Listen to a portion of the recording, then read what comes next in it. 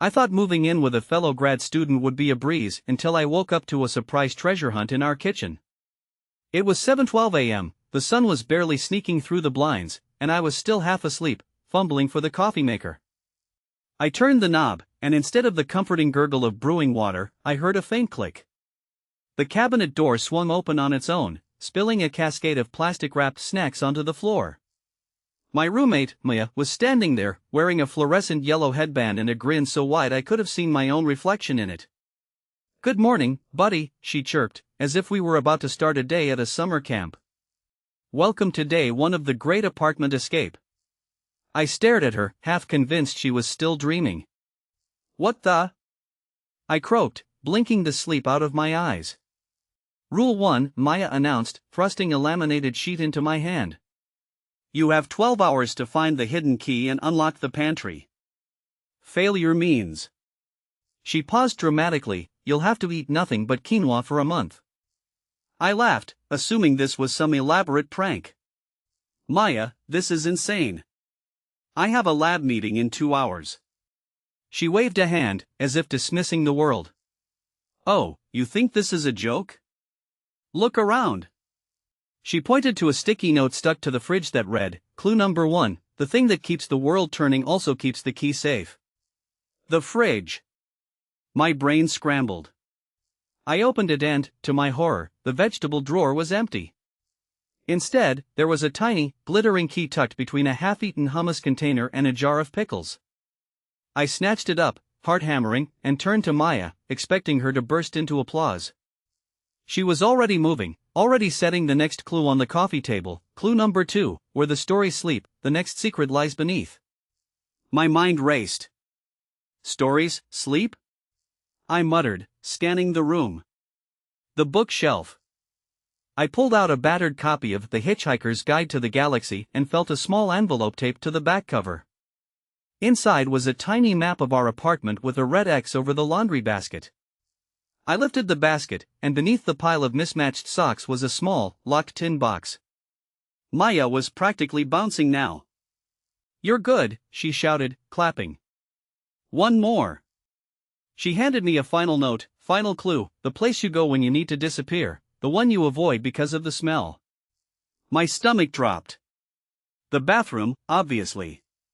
I sprinted down the hallway, flinging the bathroom door open. The air hit me like a wall of stale incense. Maya had replaced the usual shower curtain with a neon pink tarp, and in the corner, a tiny safe was bolted to the wall. I fumbled with the combination 925, which I realized was the date of my birthday, a detail she had once mentioned in passing. The safe clicked open, revealing a single, shiny key. I turned, triumphant, only to see Maya standing there, arms wide, a trophy in her other hand. "Congratulations! You survived the great apartment escape," she declared, handing me a plastic trophy that read "Champion of Quinoa Avoidance." I laughed, a little too loudly, and then the laughter faded as I realized the real catch.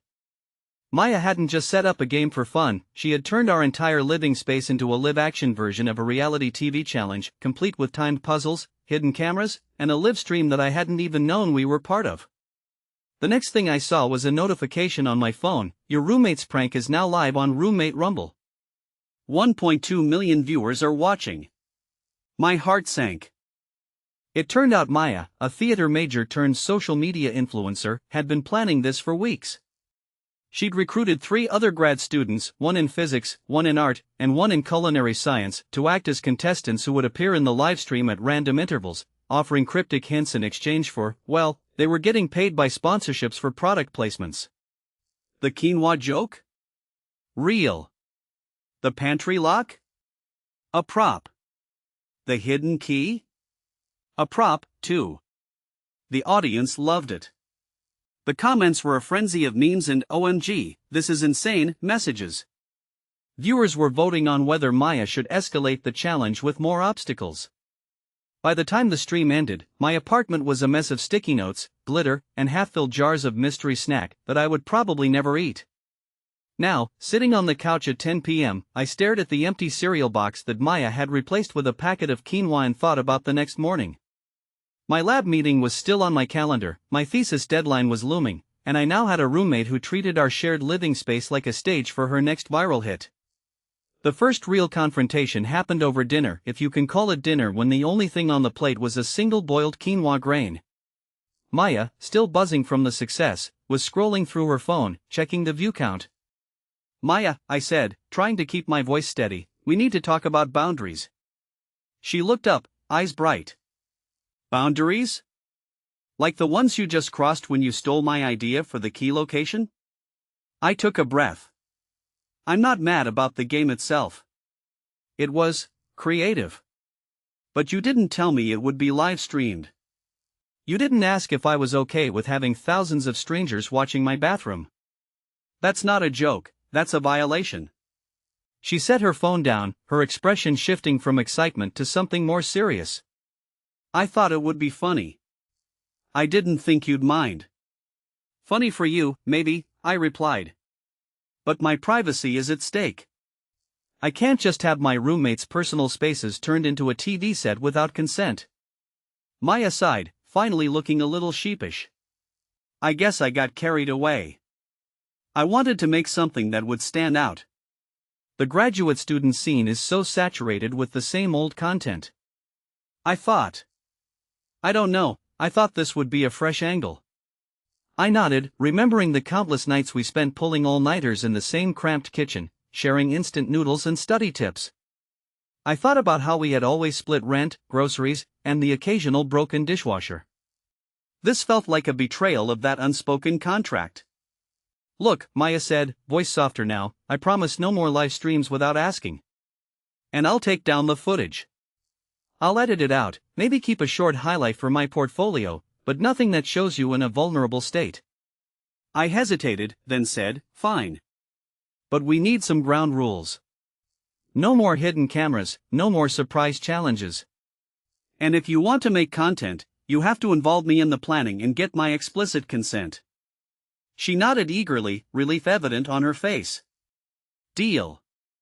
We shook on it, and I felt a sliver of the old roommate camaraderie return. But the peace was short-lived. 2 weeks later, Maya announced a new project, a zero-waste cooking challenge that would take place entirely in our kitchen.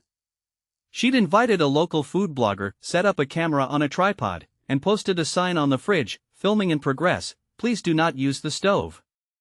I stared at the sign, remembering the last time she turned my kitchen into a set. "Maya, the stove is the only thing that works," I said, a little exasperated. "We need it for our meals." She shrugged. "We'll cook everything in the microwave. It'll be a cool visual. Plus, the blogger will love the minimalist vibe." I could have said no, could have walked away. Instead, I went along, because I wanted to believe that the agreement we'd made was enough, that she'd respect the boundaries. The day of filming arrived. The kitchen was a mess of fairy lights, a portable green screen, and a stack of mason jars labeled DIY compost that I hadn't asked for.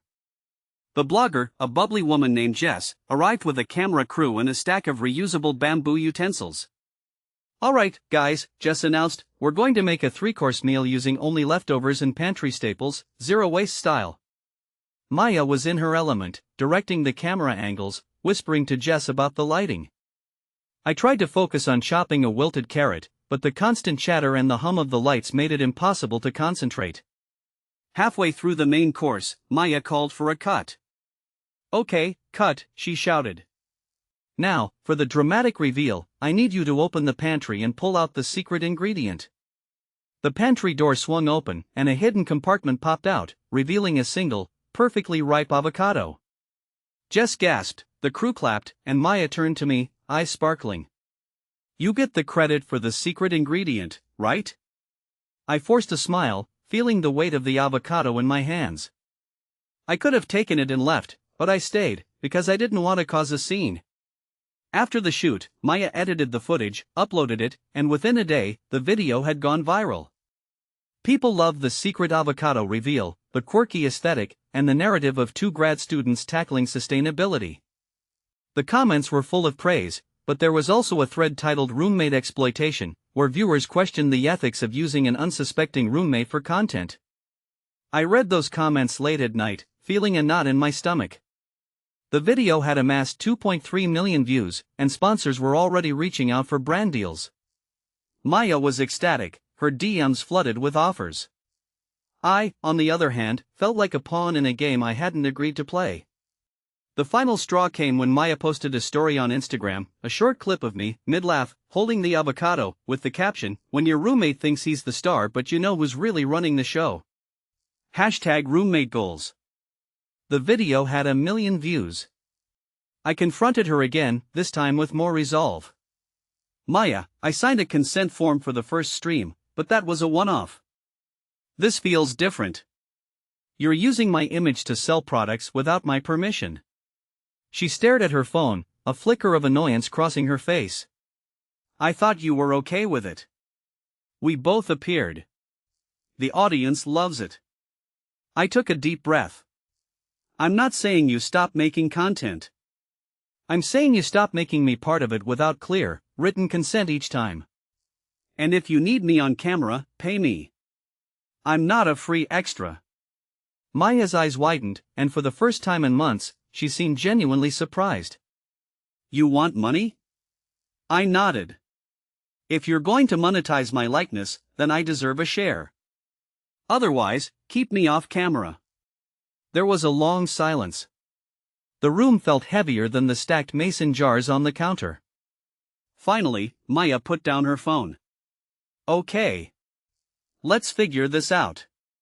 We sat on the couch, the glow of the TV casting shadows, and drafted a simple contract: 10% of any revenue generated from videos featuring me, a written consent form for each shoot, and a clause that any future content would be discussed at least 48 hours in advance. Signing it felt oddly ceremonial, like we were both acknowledging the new reality of our shared space, a hybrid of living quarters and production set. Maya smiled, a little sheepish now, and said, "I guess I got carried away. I never meant to make you feel used." I returned the smile, not entirely convinced but relieved that we had at least put some boundaries on paper. The next month was a strange blend of normalcy and occasional chaos. We still shared chores, still argued about dishes, still binge-watched Netflix on lazy Sundays. Occasionally, Maya would set up a small tripod to film us cooking a simple pasta dish, and I'd sign the consent form before the camera rolled. It felt like a compromise, her creative outlet, my agency. One evening, after a particularly stressful day in the lab, I came home to find Maya sitting on the floor surrounded by a jumble of wires, a GoPro, and a stack of Post-its. She looked up, eyes tired but hopeful. "Hey," she said softly, "I've been thinking. I want to start a podcast about grad life, but I need a co-host. Someone honest, someone who can keep me grounded. Would you?" My stomach dropped. The thought of a podcast meant hours of recording, editing, and the inevitable exposure. But there was something else in her tone, a genuine invitation, not a hidden agenda. I paused, remembering all the late-night arguments over the thermostat, the fridge raids, the accidental quinoa meals, and the surprise treasure hunts. I thought about how we'd navigated the line between personal and performative, and I realized that maybe, just maybe, this was an opportunity to turn a chaotic partnership into something constructive. "Sure," I said, surprising even myself. "But this time, we write the script together. No surprises." Maya laughed, a sound that felt like a release of all the tension that had built up. "Deal." And so, our roommate saga continued, not as a series of viral stunts, but as an ongoing negotiation of respect, consent, and creativity. The apartment still held the faint scent of quinoa on the occasional night, and the occasional sticky note still appeared on the fridge, but now they were less about challenges and more about reminders: buy milk, pay electricity, podcast episode 3, how to survive a lab fire.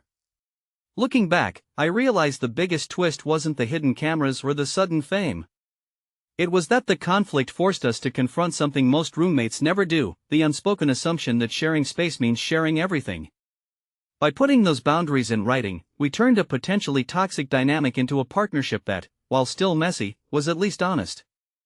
So, if you ever find yourself living with a roommate who seems to have a flair for drama, remember, the line between fun surprise and violation of privacy is thinner than you think. And sometimes, the best way to survive a live-action game show is to write the rules yourself.